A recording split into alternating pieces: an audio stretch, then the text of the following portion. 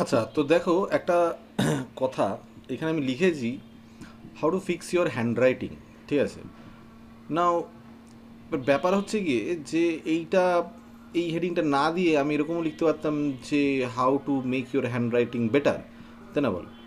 তো এর মধ্যে একটা ব্যাপার একটু বোঝা দরকার যে হ্যান্ড রাইটিংটা ফার্স্ট অফ অল ইম্পর্টেন্ট কেন, ঠিক আছে না? আর আমি বেটার না লিখে ফিক্স কেন লিখেছি কথাটা, বুঝলে তো? দেখো, ফিক্স লিখেছে এই কারণে, আমি যে ধরনের হ্যান্ডরাইটিং এখন আমি দেখি, মানে লোকজনের যেরকম হ্যান্ডরাইটিং আমি দেখি, তো সেটা ডিস্টার্বিং অ্যাকচুয়ালি, বুঝতে পেরেছো তো ব্যাপারটা? মানে it's like it's very disturbing, ঠিক আছে? এই ধরনের হ্যান্ডরাইটিং যদি হয়, মানে যেখানে ধরো মানে লেটারগুলো অ্যাকচুয়ালি বোঝাই যাচ্ছে না, বুঝতে পেরেছো? মানে ধরো তোমার, তুমি যে এ বি লিখছো, এটা যদি এর মতন দেখতে না হয়, ঠিক আছে? মানে ধরো আমি যদি এ লিখি, তো এ তো নর্মালি আমরা এরকমভাবে লিখি না, দিস ইজ এ, বা তুমি এরকমভাবে এ লিখতে পারো, বা তুমি বেসিক্যালি যেটা এমনিতে লেখা হয় না এইভাবে, যে এ লেখা হয়, এটা লেখা হয় না, আমার খুব একটা ভালো হয়নি, বাট বলছি আর কি, নর্মালি এ দেখে এ যেন মনে হয় আর কি, বুঝতে পেরেছো? মানে বি দেখে যেন বি মনে হয়, ঠিক আছে না? সি দেখে যেন সি মনে হয়, এটা যে ব্যাপারটা আর কি, ঠিক আছে? এবার আমি যে হ্যান্ড রাইটিংটা দেখি মাঝে মধ্যে, ঠিক আছে না, তো সেই মানে ছাত্রদের ক্ষেত্রে বা কিছু, তো সেই ক্ষেত্রে আমি যেটা দেখছি সেটা হচ্ছে কি, হ্যান্ড রাইটিংটা দেখে মানে যেটা যেটা হওয়ার কথা সেটাই হচ্ছে না আর কি, বুঝতে পেরেছো? তো সেই কারণে ফিক্স লিখেছি কথাটা, ঠিক আছে? হ্যান্ড রাইটিং বেটার করার অনেক উপায় আছে হয়তো, সেটা তো ধরো তুমি ওটা নিয়ে যদি বসে থাকো, ওটা নিয়ে যদি তুমি চর্চা করো ভালোভাবে, আরও সুন্দর করে তুমি যদি এবিসিডি লেখার চেষ্টা করো, সেই তোমার হাতের টান যদি ভালো হয়, সেটা তো আলাদা প্রশ্ন, ঠিক আছে? আর নর্মালি যেটা তোমার হ্যান্ড রাইটিং, মানে হ্যান্ড রাইটিং খুব ইম্পর্টেন্ট, তাই না বলো? মানে হ্যান্ড রাইটিংটার উপরেই তো নির্ভর করছে সমস্ত কিছু। তার কারণ হচ্ছে কি, it is the representation of your self, তাই না বলো? তুমি যখন আলটিমেটলি খাতায় কিছু একটা লিখছো, ঠিক আছে না, তখন তুমি, তোমাকে রিপ্রেজেন্ট করছে তোমার খাতাটা, তাই না বলো? এবার তোমার হ্যান্ডরাইটিং যদি খারাপ থাকে, তা তোমার যে মানে তোমার সম্পর্কে যে ইমপ্রেশনটা সেটাও খারাপ হয়ে যাবে, তাই না বলো? লোকে ভাববে কি, যে হ্যান্ডরাইটিং খারাপ মানে হচ্ছে যে একটা পুরোটা ক্যাজুয়াল ছেলে বা মেয়ে, যার মানে তার লেখার ইচ্ছা নেই, বেসিক্যালি তাকে জোর করে লেখা হয় যে এটা খুব ক্যাজুয়ালি নিচ্ছে, এবং সেই কারণে এরকম একটা জঘন্যভাবে লিখে, তাই না বলো? এবার এইখানে অনেকে এরকম প্রশ্ন করতে পারে, দেখো অনেকেরই তো হ্যান্ডরাইটিং খারাপ, সবাইকে আলটিমেটলি নিয়ে চিন্তা করছে, দেখো অনেকের সাথে তোমার কিন্তু সম্পর্ক নেই, মানে অনেকের সাথে কিন্তু তোমার অনেক তফাৎ রয়েছে আর কি, ঠিক আছে? ভেবে দেখো যে ধরো একজন ডাক্তার, সে যখন একটা প্রেসক্রিপশন লিখছে, সে টেনে টেনে একটা কিছু একটা কিছু লিখছে, ঠিক আছে? এবার সেই যা সেটা যে লিখছে, তুমি তো বলবে যে তার তো হ্যান্ডরাইটিং খারাপ। দেখো, তাকে হয়তো একটা লিমিটেড টাইমের মধ্যে 10টা বা 20টা পেশেন্ট দেখতে হবে, ঠিক আছে না? এবার সে যদি গুছিয়ে হ্যান্ডরাইটিং করে একটা প্রেসক্রিপশন লেখে, তাতে যে সময়টা লাগবে সে সেটা বাঁচানোর চেষ্টা করে। সে জানে যে আমি যেভাবে লিখছি মোটামুটি, সেটা মোটামুটি যে ফার্মেসি শপ আছে তারা আলটিমেটলি সেটা বুঝে যাবে, এবং যে আমার কাছে এসেছে, সে যে ওষুধটা তার দরকার সেই ওষুধটা সে পেয়ে যাবে, আমার কাজটা কমপ্লিট হলো, তার যে ট্রিটমেন্টটা পাওয়ার দরকার সেটা সে পেয়ে গেল। তো হয়ে গেল না কাজ কমপ্লিট? এবার এইখানে তো আমার ইমপ্রেশনের খুব একটা দরকারই না, আমার কাজটা হচ্ছে আমি ভালো ডাক্তারিটা করতে পারছি না, সোজা হিসেব, ঠিক আছে না? এবার ধরো কোনো একটা ইম্পর্টেন্ট, কেউ একটা ইম্পর্টেন্ট কোনো একটা থিসিস লিখছে, ঠিক আছে না?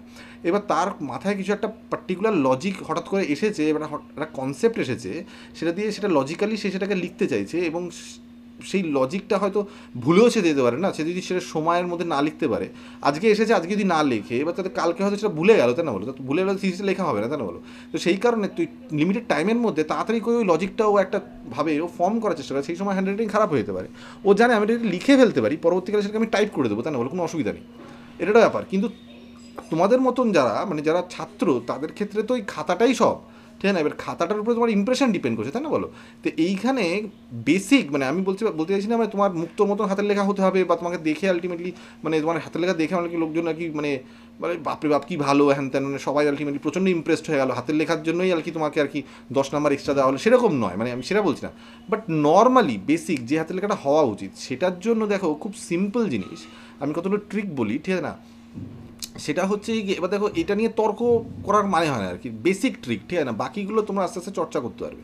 ধরো আমি যদি আমার নাম লিখি, ঠিক আছে, ধরো আমি লিখছি যে, ধরো এই যে আমি এরকমভাবে যদি লিখি যে মাই, ঠিক আছে, নেম ইজ, ঠিক আছে, যদি লিখি দেবাঞ্জন রায়, ঠিক আছে, তো এটা যদি আমি লিখি, এবার দেখো এইখানে যে জিনিসপত্রগুলো মাথায় রাখা দরকার, এই যে আমি লিখলাম, এটা একটা স্ট্রেট লাইনের মধ্যে থাকা কথা, বুঝতে পেরেছি। এবার তোমার কাছে সবসময় তো মানে রুলটা না ওরকম খাতা তো থাকবে না। সাদা খাতায় তুমি যখন লিখবে তখন একটা লাইন এই মেনটেন, এই যে হরিজেন্টাল লাইনটা মেনটেন করা দরকার, ঠিক আছে না? আমার ক্ষেত্রেও কিন্তু খুব একটা ভালো হয়নি, কিন্তু আমি চেষ্টা করছি। এবার আস্তে আস্তে আমি যে ভিডিও বানাই তোমার একটু কমেন্ট করে বলতে পারো যেমন হাতের লেখাটা বেটার হচ্ছে কি হচ্ছে না। আমি চেষ্টা করছি হাতের লেখাটা বেটার করা, ঠিক আছে? I don't like the fact that my hand writing is bad, ঠিক আছে না? তো আমি চেষ্টা করছি। আমি যে প্যাডে লিখি আর কি, সেখানে সেটার সাথে আমি এতদিন ধরে লিখিও আলটিমেটলি খুব একটা যে মানে খুব ভালো করতে পেরেছি তা নয় হয়তো, আমি চেষ্টা করছি। কিন্তু বেসিক ব্যাপার যেটা সেটা হচ্ছে ফার্স্ট থিং হচ্ছে কি হরিজেন্টাল লাইনটা মেনটেন হবে। আর দ্বিতীয় হচ্ছে গিয়ে যে তুমি এক একটা যে লেটার লিখছো সেটা দিয়ে যে ওয়ার্ড ফর্ম করছো সেটা যেন মনে হয় যে সেপারেটেড, যে ঠিক আছে এটা একটা ওয়ার্ড, এটা একটা ওয়ার্ড, এটা একটা ওয়ার্ড, এটা একটা ওয়ার্ড, এটা একটা ওয়ার্ড। এই যে ওয়ার্ডগুলো যে সেপারেটেড সেটা যেন বোঝা যায়। নেক্সট যেটা বোঝা যায় সেটা হচ্ছে গিয়ে ওয়ার্ডের ইন বিটুইন যেন সেম গ্যাপ থাকে। যখন আমার দেখো এইখানে যেটুকু গ্যাপ রয়েছে, ঠিক আছে না, এইখানে যেটুকু গ্যাপ রয়েছে, ঠিক আছে, আর এইখানে যেটুকু গ্যাপ রয়েছে মোটামুটি সেম রয়েছে, আবার এইখানে গ্যাপটা কিন্তু কমে গেছে, বুঝতে পারছো? That is not the right approach, ঠিক আছে না?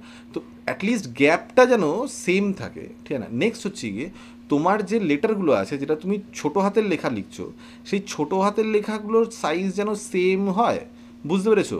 এ ধরো ছোটো হাতে লেখা আমি এখানে লিখেছি, এটা যখন লাইন যখন কন্টিনিউ হচ্ছে তখন এটা যখন নিচে নেমে গেছে, ঠিক আছে না? সেই কারণে আলটিমেটলি লাইনটা কন্টিনিউ হচ্ছে না।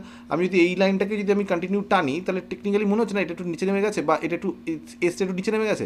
তো এই যে এটা যদি চলে তাহলে দেখো এসটা একটু নিচে নেমে গেছে না? তো এই যে ব্যাপারটা এটা যেন না হয়, তোমার স্মল লেটারগুলো যেন সেম সাইজের হয় এবং সেম হরিজেন্টাল লাইন মেনটেন করে, আর তোমার ক্যাপিটাল লেটারগুলো যেন সেম হয়, সেম সাইজের হয় এবং সেম হরিজেন্টাল লাইন মেনটেন করে। এবং প্রত্যেক কটা লেটার যেন যে লেটার তুমি লিখতে চাইছো সেটাই যেন বোঝায়। এমটা এম এর মতন দেখায়, ওয়াইটা ওয়াই এর মতন দেখায়, এনটা এন এর মতন দেখায়, এটা এর মতন দেখায়। সেটা তুমি বাংলা লেখো, ইংরেজি লেখো, হিন্দি লেখো, মারাঠি লেখো, কী লিখবে সেটা ব্যাপার না, যাই লেখো, ঠিক আছে না, উর্দু লেখো, হোয়াট এভার, ঠিক আছে না? এইটা মেনটেন করার চেষ্টা করো, ঠিক আছে না? যে তোমার জিনিসটা যেন হরিজেন্টাল হয়, সেম গ্যাপ যেন মেনটেন করা হয় এবং যেটা লিখছো সেটা যেন সেরকমই দেখতে হয়। এবার তো একটা কথা অনেকে আমাকে বলে সেটা হচ্ছে কি এটা করতে গেলে তো প্রচুর সময় লেগে যাবে। দেখো সময় তোমার কাছে আছে, ঠিক আছে, মানে একটা বিখ্যাত মানে কথা বলি, একজন বড় অ্যাথলিট, ঠিক আছে না, সে বেসিক্যালি হচ্ছে গিয়ে মানে নামটা মনে গেছি, নামটা আমি ভুলে গেছি এখন মনে নেই। সে হচ্ছে গিয়ে কী জানি একজন আছে না, মানে প্রচণ্ড কালো করে দেখতে তোমার নাইজেরিয়ান একজন অ্যাথলিট যে আর কি পরপর ম্যারাথনে আর কি, অলিম্পিক ম্যারাথন যে দৌড় হয় আর কি বিরাট ডিস্টেন্সে, সেই ডিস্টেন্সে পরপর মেডেল পেয়ে গেছিলো একটা টানা টাইম, ঠিক আছে, বুঝতে পেরেছো? সে, ঠিক আছে, তো সেই যে লোকটা আর কি, ঠিক আছে, সেই লোকটার একটা কথা ছিল, সে বলেছিল যে বিফোর রানিং ফাস্ট, ঠিক আছে না, তো you need to run slow, you need to walk slow, you need to do things slow. এবার দেখো আমাদের ব্রেনের একটা সমস্যা হচ্ছে গিয়ে আমাদের ব্রেনের একটা বেসিক মানে ক্যারেক্টারিস্টিক্স এর মধ্যে না ধৈর্যটা নেই, বুঝতে পেরেছো? তো তো তুমি যদি কোনো একটা কিছু খুব আস্তে আস্তে করতে চাও না, সে ব্রেনে সেটা পোষাবে না, বুঝতে পেরেছো? এবং যদি একই জিনিস মোনোটোনাসলি যদি করে যেতে চাও সেটা ব্রেনে সেটা জাস্ট পোষাবে না, বুঝতে পেরেছো? ও কোনো মতে ওটাকে নয় তাড়াতাড়ি করে ফেলতে চাইবে, আর না হয় ও কি চাইবে সেটা হচ্ছে কি কোনো একটা ইজি ট্রিক বার করতে, কারণ ব্রেন প্রচণ্ড ল্যাথ করে, বুঝতে তো একই জিনিস মোনোটোনাস পোষায় না, বুঝছো? ও প্রচণ্ড অলস। তো ও একটা ইজি ট্রিক বার করার চেষ্টা করে যাতে করে তোমার কাজটা তাড়াতাড়ি হয় এবং একই জিনিস ওই ঘেতা ব্যাপারটা ওটা যেন না হয়, বুঝতে পেরেছো? তো এটা ব্রেনের একটা ক্যারেক্টারিস্টিক্স, বুঝতে পারছো? তুমি যদি কোনো জিনিস আস্তে আস্তে করতে থাকো এবং যদি চেষ্টা করো আস্তে আস্তেই আমি করবো, তোমার ব্রেন অটোমেটিক্যালি তোমাকে ফাস্ট করে দেবে, তোমাকে নিজেকে চেষ্টা করতে হবে না ফাস্ট করার, বুঝতে পেরেছো? তো তুমি আস্তে আস্তে লেখা প্র্যাকটিস করো, এই ফর্মটা মেনটেন করো যাতে সবকটা জিনিস যেটা তুমি লিখতে চাও সেটা বোঝা যায় এবং গ্যাপটা যেন মেনটেন হয়, হরিজেন্টাল লাইনটা যেন মেনটেন হয়। এই ব্যাপারগুলো তুমি জাস্ট আস্তে আস্তে করার চেষ্টা করো। তুমি তোমার হাতের লেখা তুমি যদি কন্টিনিউসলি লিখতে থাকো তোমার হাতের লেখা অটোমেটিক্যালি ফাস্ট হয়ে যাবে, বুঝতে পেরেছো? বাট তোমাকে জাস্ট ওই পেশেন্সটা রাখতে হবে যে যতদিন না হয় ততদিন তুমি যদি স্লো লেখো, তোমার কাছে সেই টাইমটা রয়েছে। তো আমি বলছি না তুমি যখন ক্লাসে কোথাও নোট নিচ্ছ বা কিছু করছো, ঠিক আছে না, ইউনিভার্সিটি কলেজে তুমি স্যার খুব তাড়াতাড়ি বলছেন বা টিচার খুব তাড়াতাড়ি বলছেন, তোমাকে সেখানে নোট নিতে হচ্ছে, তুমি আস্তে আস্তে সেটাই আমি বলছি না, সেখানে তোমাকে তাড়াতাড়ি লিখতে হবে, the whole thing actually demands it. তো তুমি সেই ক্ষেত্রে তাড়াতাড়ি লিখছো সেটা ঠিক আছে, তোমার হাতে লেখা তো বিগড়ে যাচ্ছে, কিন্তু বাড়িতে একটু প্র্যাকটিস করো, আস্তে আস্তে লেখা প্র্যাকটিস করো, অটোমেটিক্যালি দেখবে তোমার লেখাটা তাড়াতাড়ি হয়ে যাবে আর কি, ঠিক আছে না? আর এই ব্যাপারটা মেনটেন করো, because this is the thing, হাতের লেখাটাই কিন্তু তোমাকে রিপ্রেজেন্ট করছে। এবার হাতের লেখাটা যদি খারাপ হয় তাহলে কিন্তু বুঝতেই পারছো তোমার ইমপ্রেশনটা খারাপ হয়ে যাবে। ইমপ্রেশনটা খারাপ হয়ে গেলে কী বাকি থাকে, বুঝতে পারছো ব্যাপারটা? এইটা কিন্তু একটু মাথায় রেখো।